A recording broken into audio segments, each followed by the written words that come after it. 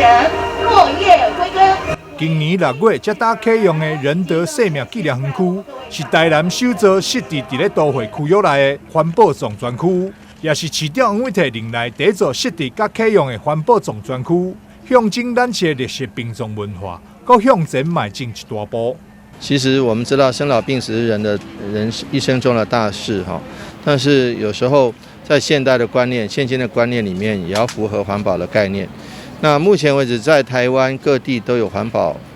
殡葬园区啊。那我们台南市感谢各个公所以及我们仁德公所，已经把这个环保的概念带给我们这个殡葬的文化里面。那大家可以看到，这个下葬只要大概3年左右就可以把那个袋子拿起来，让这个骨灰跟泥土、大自然能够混在一起。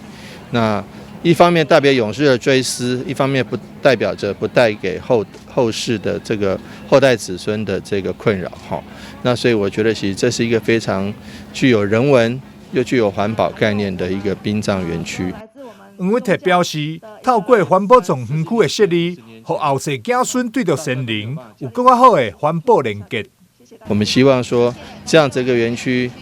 跟着台南市也各个行政区里面也都陆续在推动，也希望让